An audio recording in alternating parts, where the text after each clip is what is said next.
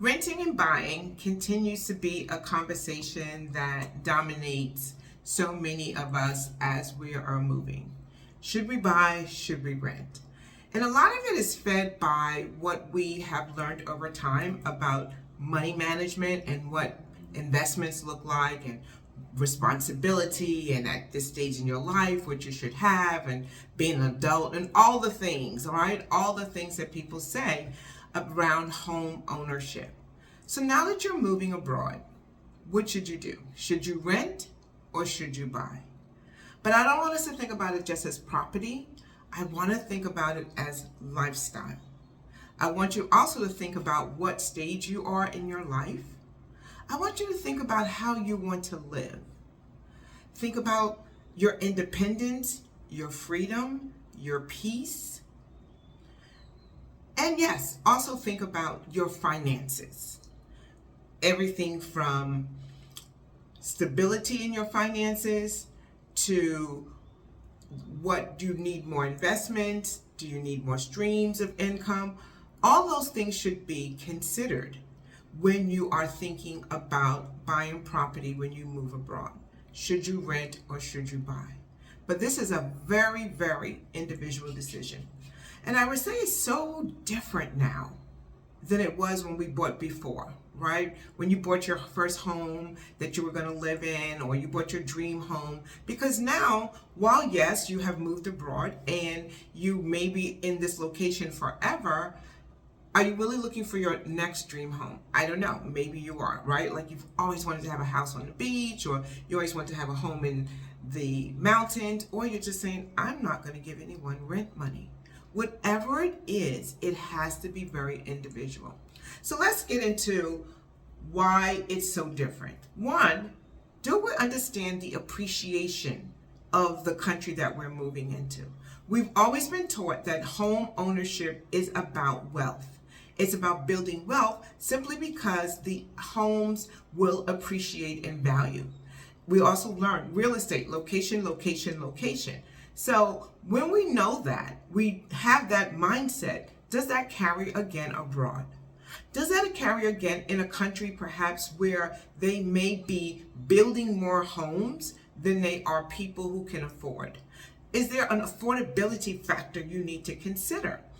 And so when I look at the fact that the several places I have lived in, where home ownership was so different in every place, everywhere from appreciation to the government assistance of helping people get homes, to the fact of a market that's flooded and inundated with investors who have so much cash that they flood the market with it that they don't care if their properties sit empty, to places where homes are really for the homeowner, not flooded with investors. Yeah, they had some. Every place has investors of homes, but not necessarily where the market share or the lion's share of home ownership was to investors. So all of these things affect the appreciation of your home. And these things also affect how you can sell that home. It also thinks about you want to consider expats coming into your community, because that would also affect maybe your rental price, but not necessarily the value of your home. And that may be totally different. I see that a lot in Panama. I feel like the home price, the price of buying a home, is not aligned with the rental price. They do not have an alignment, which in most times places do. This is more of what can the market stand, what more can we get? So you want to consider those things. And when you're thinking about home ownership, how much independence do you want?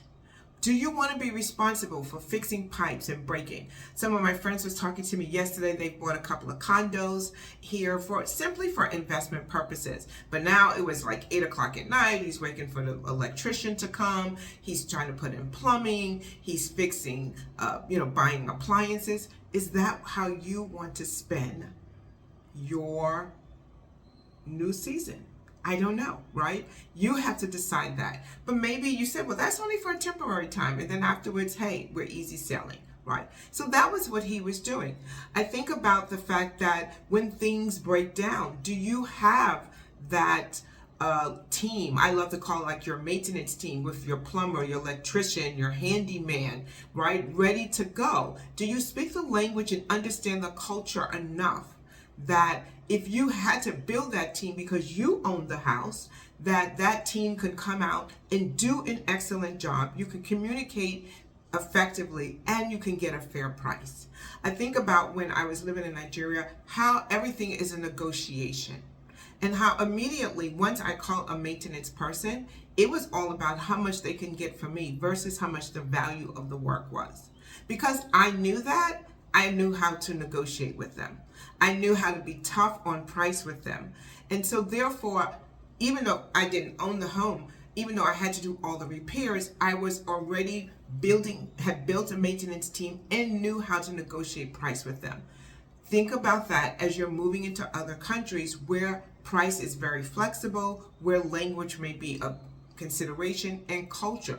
We're looking at you when they're giving a price is, oh, this is a foreigner, this is an expat, this is a gringo. This person has loads of money, so I'm going to charge them more. And if you don't already have that stability around pricing and understanding, you could get taken. Also understand sometimes the people who are coming, your maintenance team, are not formally trained. They're mostly apprenticeship trained, which means that they learn from someone else.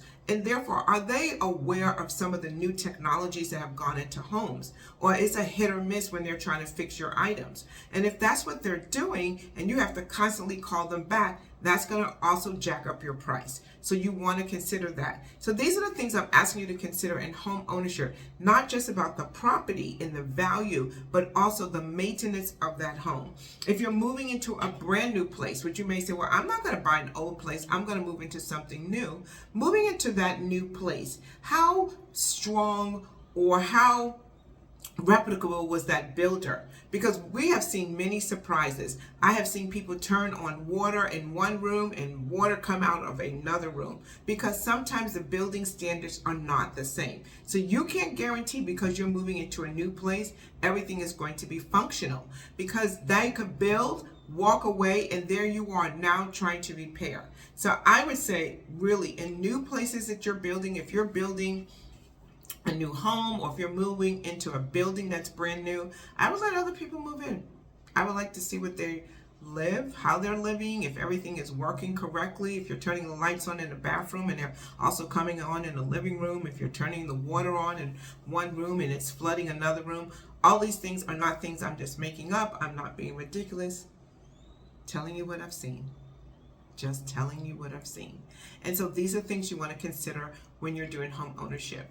Now, home ownership absolutely has its benefits, so I don't want to be this doom and gloom. Yeah, you have property, you have stability, you know this is where you're living. You don't have to worry about the landlord gouging you for rent and increasing the rent every single year, because now you have a place that you can call your own. You can paint the walls orange, yellow, purple, whatever you like, because it's yours. You can put a swimming pool in the back, dig up and put a hot tub. Now that's where I want to own a home. I just want to put a hot tub.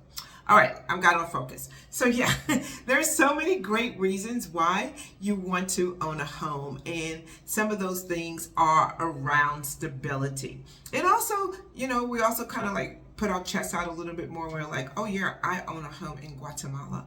Oh, I own a home in Dubai. We just also have a little pride to go with that. But renting is not bad as well, right? If you're renting, I'm renting right now, and I was so happy when my floor was flooded. I just made one phone call. The landlord sent somebody over here and they cleaned it all up. And then she made sure everything was fixed. And I've had a couple of little very minor things that happened, but I was happy that I could make one phone call and someone came over and sent their team to come and fix everything. And so you also have to realize that the culture sometimes of your maintenance people is totally different. 7 o'clock for them means anytime before the day ends, versus your 7 o'clock actually means 7 when the clock has that time on it. And so all of those things could be irritable for you, and also take away from some of your freedom that you wanted to enjoy in this stage of your life. So when you're thinking about it, really, how much? Then you got to think about laws. What are the laws around ownership? Who can own? You know, in some countries, women still cannot even own property. So you got to think about, can I even legally own this property? Do I have to put this property in someone else's name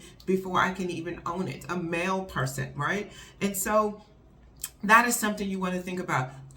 Do I really own the house, or do I own the house and the land? Sometimes you have to buy them separate. So understand the laws of the country where you are buying in as well. So you want to know appreciation, you want to know laws, because each one of those could be different depending on where you're living. Then you want to understand taxes. What are the taxes like? Are there any taxes that I have to pay once I own the home? And then you also want to understand insurance, right? How am I going to protect my home against if anything happens, fire damage, flood damage, hurricane damage, volcano damage, wherever, depending on where you are living. That is also something that you want to understand. Now, as you are a renter, right? Being a renter allows you to really have freedom, but it also gives that instability, which may not give freedom of pricing. It also allows you a lot more flexible. You move to an area, you don't really know that area very well, and now you moved in, you're thinking, oh, I don't really do anything in this area, so I'm going to move somewhere else. That was kind of my thinking. When I first moved here, I lived in an apartment somewhere I love the subdivision that was in. It was a huge golf community. You guys know I play golf. And so I love the fact that golf was included with my rent. I love that it was a very walkable community. It was so peaceful. There was greenery, all the things I love, except for every time I wanted to do something, it was at least a 10 to 13 minute wait for my Uber to come. And then I had to go over this long bridge to get there. So I had to time when I was leaving. I had to leave after rush hour, get back before rush hour. One day it rained so bad, the bridge was closed for me to get home, and that just took me an hour instead of like maybe 20 to 30 minutes. All of those things are going into your consideration. But since I was renting, I was like, this is not where I want to live. I had the flexibility of moving somewhere else, right? Now I live in the city, I live downtown, I walk everywhere that I want to go. Is this my permanent location? Probably not. There's some things I'm not happy about with my surroundings. I would love to have a better view. So that works out for me because I'm a renter. I have not settled into one place. And that is the benefit of renting. Until you can find exactly your rhythm of where you want to be and what you're doing, I probably would say you probably should also rent until you can figure that out. And so while I'm renting, also I have taken this stand of, I live here, I'm going to enjoy this place. So I know a lot of people are like, oh, I'm not going to paint the walls with my security deposit. I don't care about my security deposit. I'm like, whatever. I'm going to live in this house. I'm going to paint the walls whatever color I want. I'm going to hang up stuff everywhere I want because I'm living here. I want to enjoy it. Sounds wild, crazy, whatever. That's how I want to live, because in this stage of my life, I'm not going to worry about some little security deposit and not enjoy the place that I live. I don't know. What do you think? Should I be living with white walls when I don't like white walls? I don't know. So really, let's just get honest about it. Living in a different country is totally different. And there's so many things that we need to consider. Everything from the value of the property, the laws, appreciation, and most of all, our freedom. I want us to take this more on a lifestyle tour versus a property investment. And in that lifestyle, yes, absolutely consider, do I want to be concerned about fluctuations of rent? Or do I also want to maybe get a property that I can invest in? Do I want to use my property to maybe do Airbnb? Because maybe I'm doing 6 months in and 6 months out. And so if that is the case, do I want to be able to do short-term rentals? And if I'm not the owner, am I going to be able to do short-term rentals? That's another thing. Do I want to produce income streams from my property that I own? So all of these things are good consideration for each person. There is absolutely, positively no wrong or right answer.